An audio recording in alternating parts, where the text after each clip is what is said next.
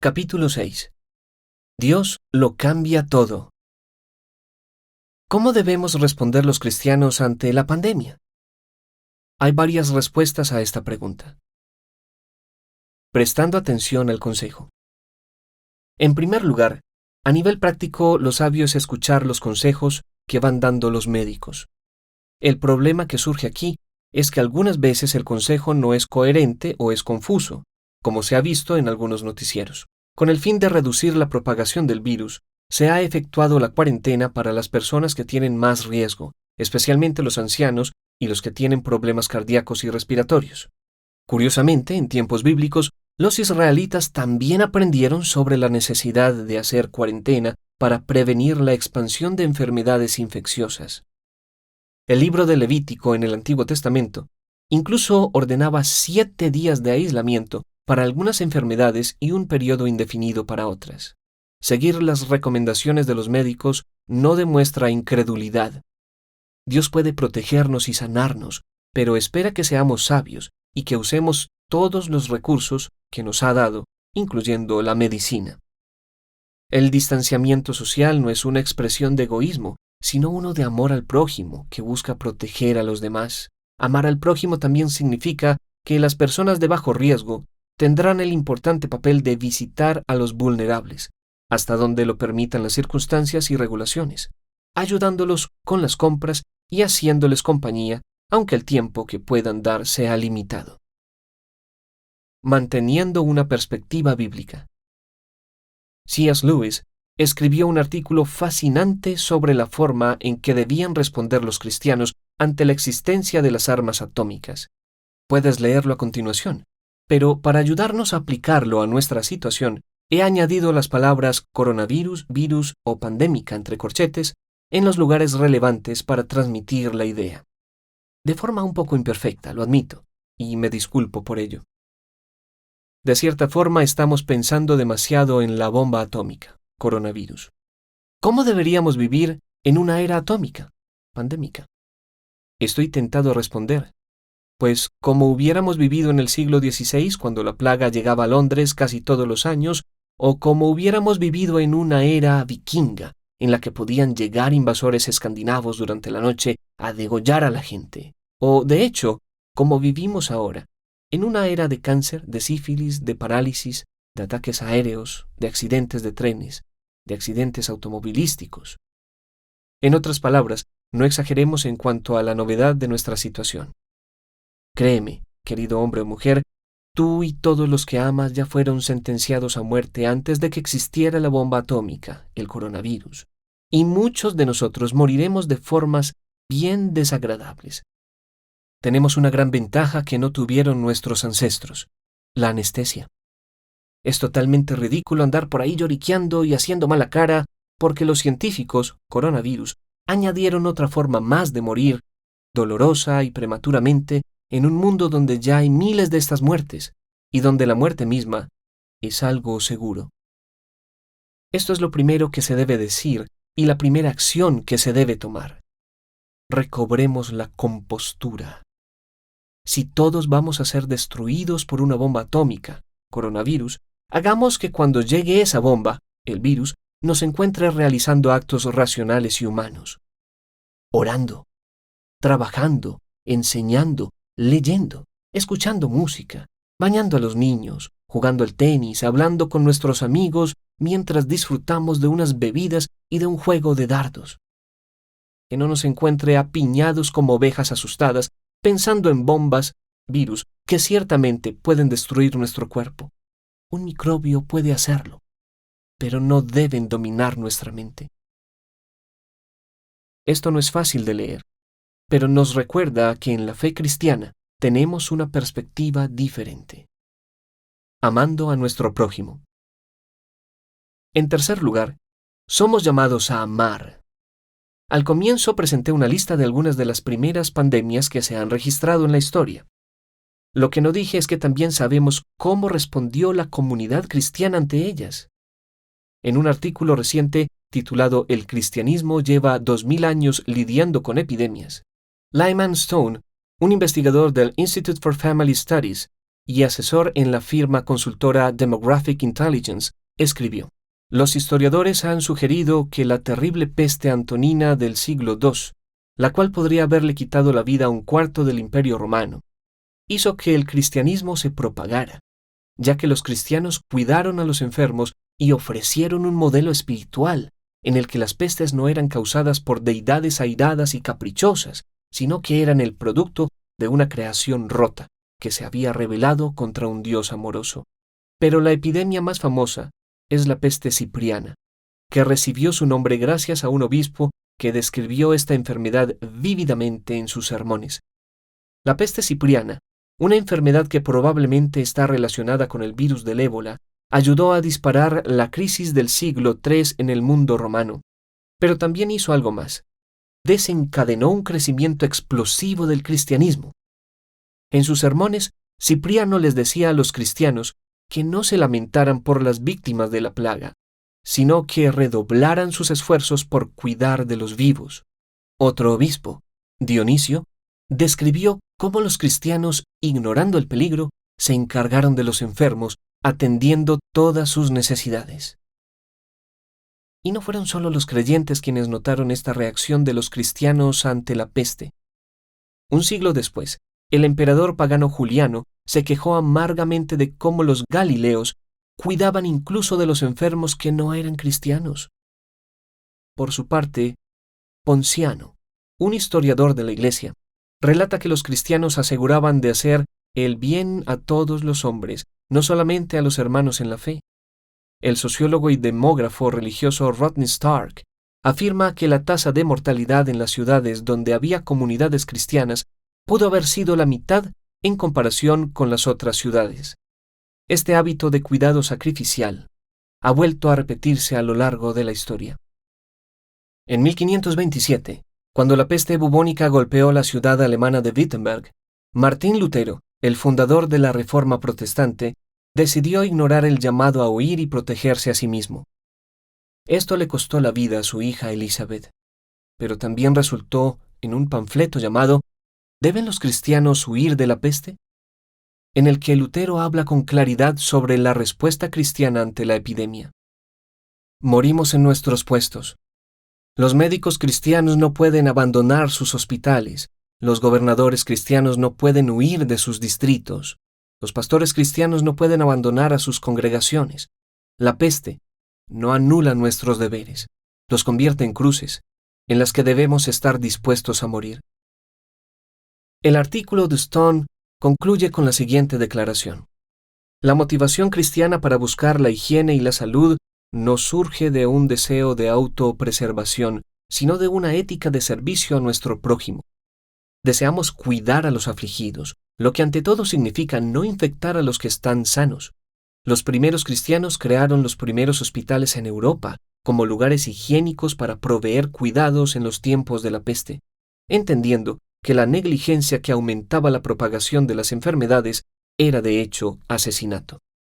Nada de esto quiere decir que debemos ignorar las reglas que buscan disminuir contagios y ponernos así en riesgo a nosotros mismos y a otros, en especial en situaciones en las que tenemos que autoaislarnos o cuando estamos en un área que está en cuarentena. Sí quiere decir que debemos buscar maneras de amar a otros de forma sacrificial, porque así es como Dios ha amado a todos los cristianos en la persona de su Hijo, al morir por ellos en la cruz. Amar a nuestro prójimo también significa evitar esa actitud egoísta e histérica frente a la comida y las necesidades básicas, que hace que las tiendas queden vacías y que nuestro prójimo no pueda conseguir lo que necesita.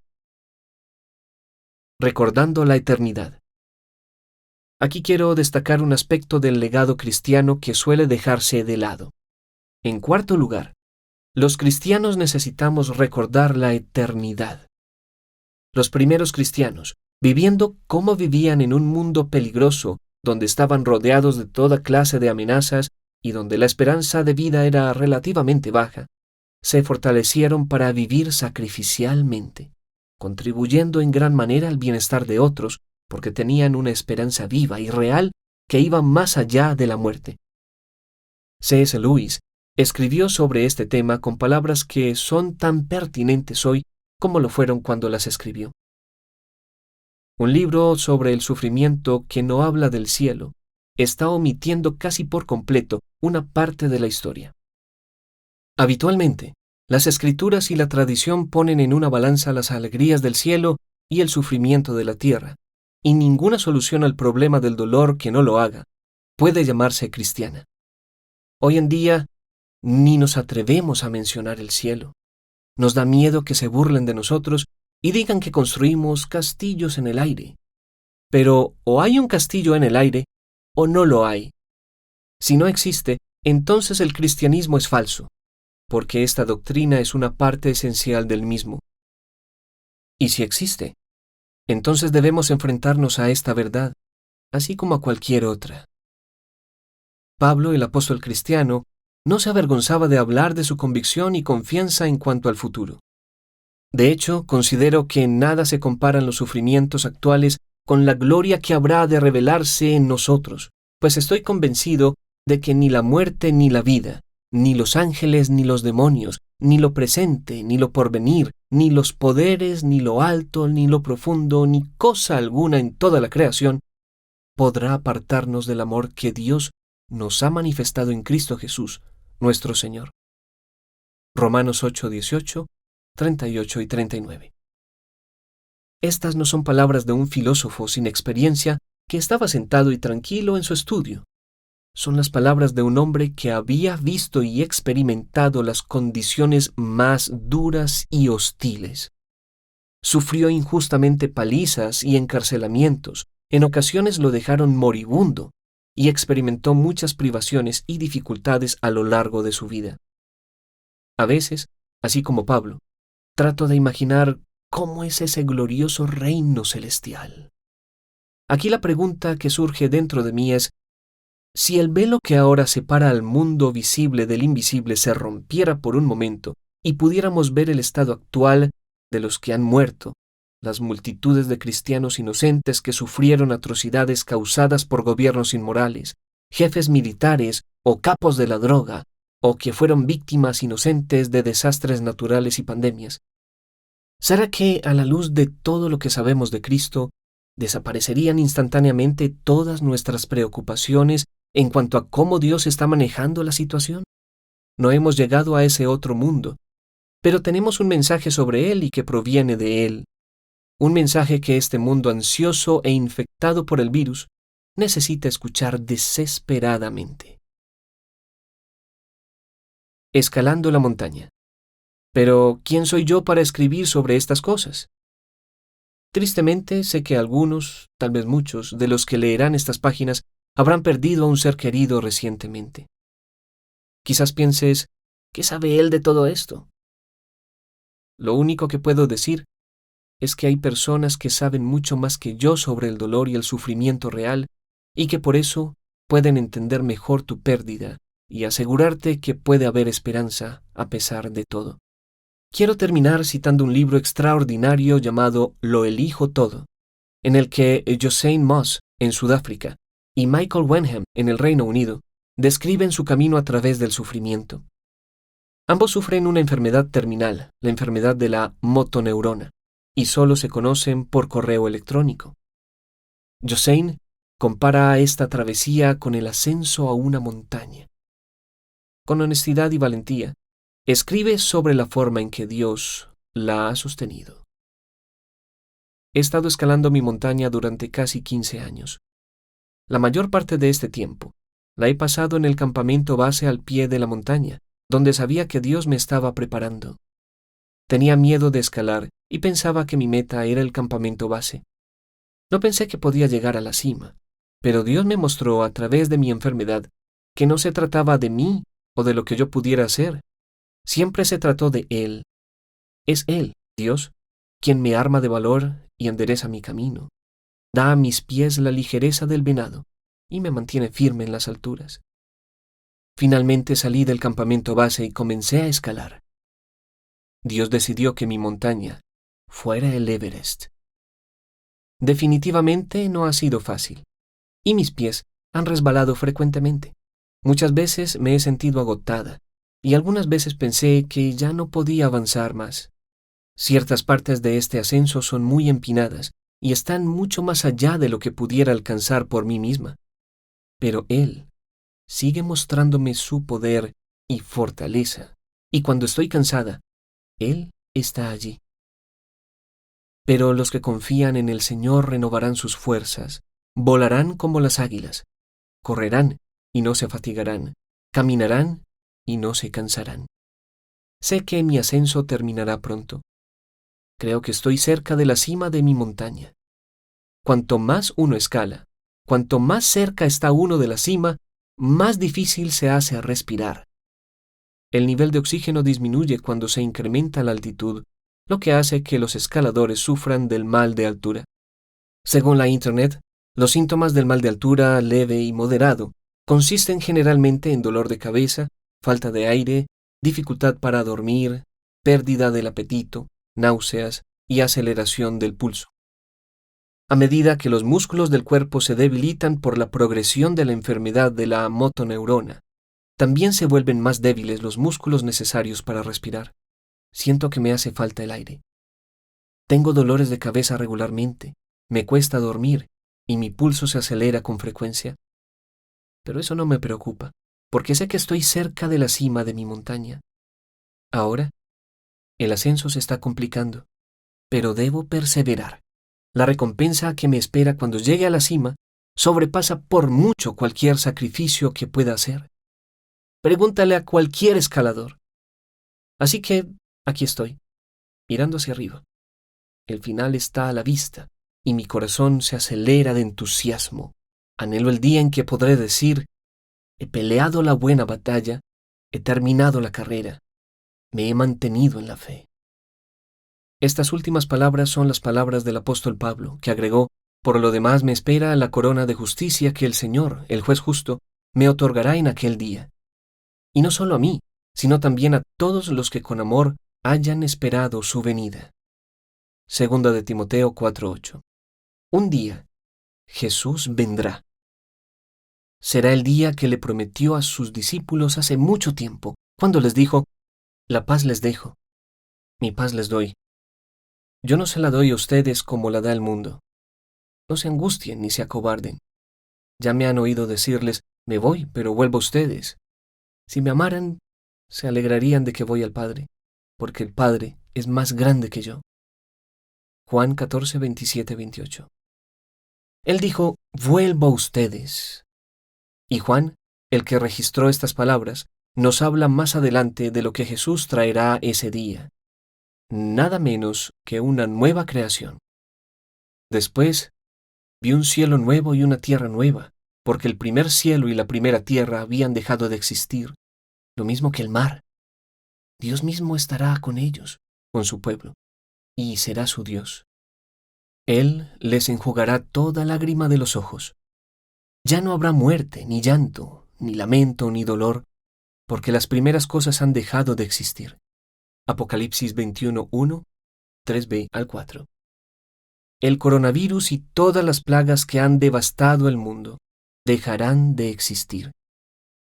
Pero la corona de justicia que se les dará a aquellos que aman al Señor Jesús nunca perecerá ni se desvanecerá. ¿En dónde encontramos paz en medio de una pandemia? Solamente en Jesús. La cuestión para todos nosotros es esta: ¿vamos a confiar en Él? Postdata. ¿He respondido todas las preguntas que ha planteado esta crisis? No, en absoluto. Personalmente aún me quedan muchos cabos sueltos y temas que quisiera tener más claros, pero sé que algún día entenderé. Ahora vemos de manera indirecta y velada, como en un espejo, pero entonces veremos cara a cara. Ahora conozco de manera imperfecta, pero entonces conoceré tal y como soy conocido. Primera de Corintios 13:12. Mientras tanto, seguiré el consejo del gran predicador del siglo XIX, Charles Haddon Spurgeon. Dios es demasiado bueno como para ser cruel y es demasiado sabio como para equivocarse. Cuando no podemos ver su mano, debemos confiar en su corazón. Espero que este libro te haya animado a confiar en él. o al menos que te haya mostrado que el Dios que llevó una corona de espinas aún es digno de tu tiempo y de tus pensamientos. Espero que investigues más profundamente y así descubras que en realidad Él da esperanza y paz sin importar lo que suceda en los meses y años que vendrán. Fin.